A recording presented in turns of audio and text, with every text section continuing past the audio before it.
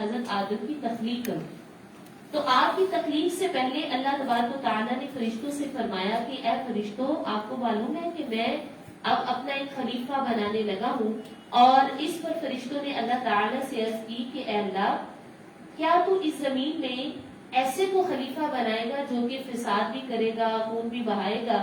تو اے اللہ پاک، ہم تو ہر وقت تیری تحمید، تیری تسبیح، تیری تعریف کرتے ہیں.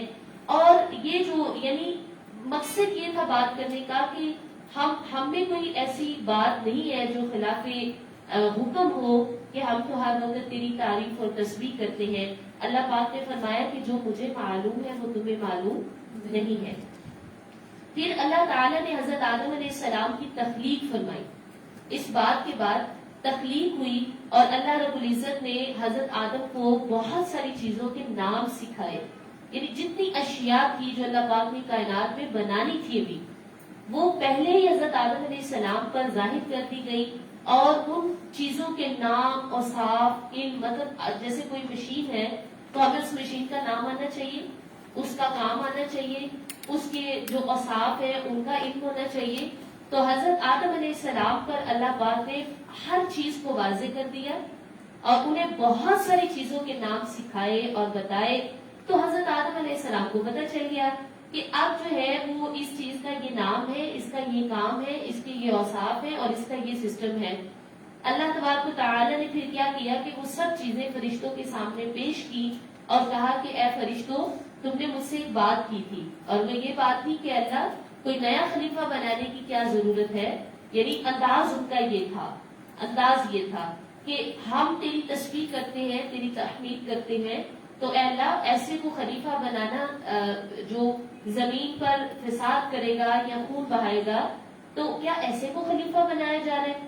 اب اللہ پاک نے اس شبہ کو دور کرنے کے لیے، یعنی ان کا یہ جو ایک سوچ تھی، ان کا ایک خیال تھا، اس کو رد کرنے کے لیے اللہ پاک نے وہ تمام چیزیں فرشتوں کے سامنے رکھی اور فرمایا اچھا، اب تم نے مجھ سے ایسا ایسا کہا تھا، اب یہ ساری چیزیں تمہارے سامنے ہیں، بتاؤ ذرا ان کے نام کیا ہے، بتاؤ ان کا کام کیا ہے، بتاؤ ان کے اوصاف کیا ہے.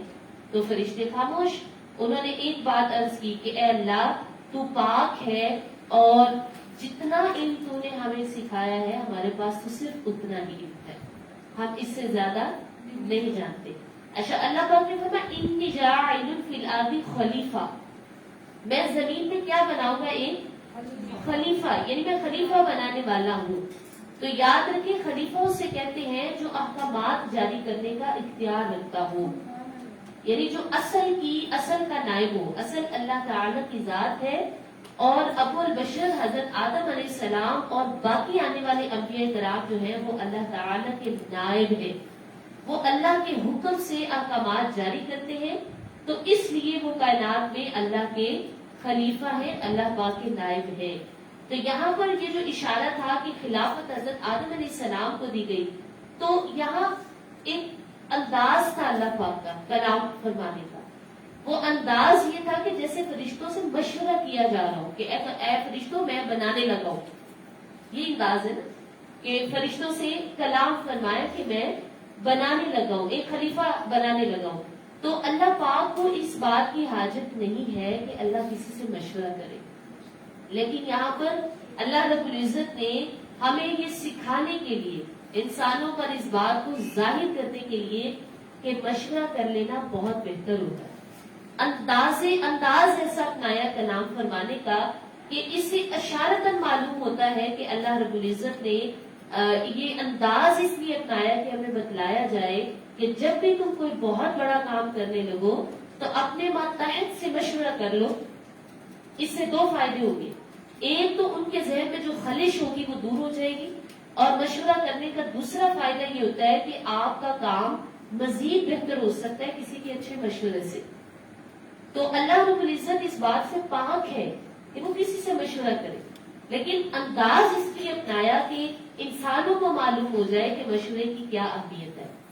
اللہ رب العزت نے نبی اکرم صلی اللہ علیہ وسلم کو بھی حکم دیا کہ آپ مشورہ فرمایا کریں. سورہ آل عمران میں اللہ رب العزت نے فرمایا کہ وَشَاوِرْهُمْ فِي الْأَمْرِ، آپ جب کوئی کام کرنے لگے تو اپنے صحابہ سے مشورہ فرمایا کریں. اسی طرح جو انصار صحابہ تھے ان کی عادت تھی کہ وہ بہت زیادہ مشورے کیا کرتے تھے. تو سورہ شعراء میں اللہ پاک نے ان کی تعریف فرمائی. اللہ رب العزت نے فرمایا کہ وَأَمْرُهُمْ شُورَىٰ بَيْنَهُمْ، وہ تو اپنے ہر کام کا آپس میں مشورہ کرتے ہیں. تو اللہ رب العزت نے ان کی سعادت کو، اس بات کو قرآن پاک میں ذکر فرمایا. تو یہ جو انداز گفتگو تھا فرشتوں سے، یہ اس بات کی تائید تھی کہ مشورہ کر لینا بہت بہتر ہوتا ہے. اس سے ماتحتوں کی خلش بھی ختم ہو جاتی ہے. تو حضرت انس بن مالک رضی اللہ تعالیٰ عنہ نے اسی حوالے سے سرکار کی ایک حدیث سے روایت کی. آپ فرماتے ہیں کہ نبی اکرم صلی اللہ علیہ وسلم آپ نے فرمایا کہ جس نے استخارہ کیا وہ کبھی نامراد نہیں ہوتا. کسی بھی کام کے استخارہ اللہ پاک سے مشورہ ہے.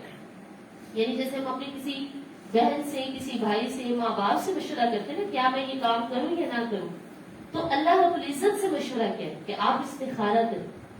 سرکار نے فرمایا جو استخارہ کرتا ہے وہ کبھی نامراد نہیں ہوتا، اور جس نے مشورہ کیا وہ کبھی شرمندہ نہیں ہوگا، اور جس نے اعتدال کیا وہ کبھی کنگال نہیں ہوگا. یہ سرکار کی حدیث سے بات ہے. یہ تین ہمیں اصول یاد رکھنے چاہیے. اس کے بعد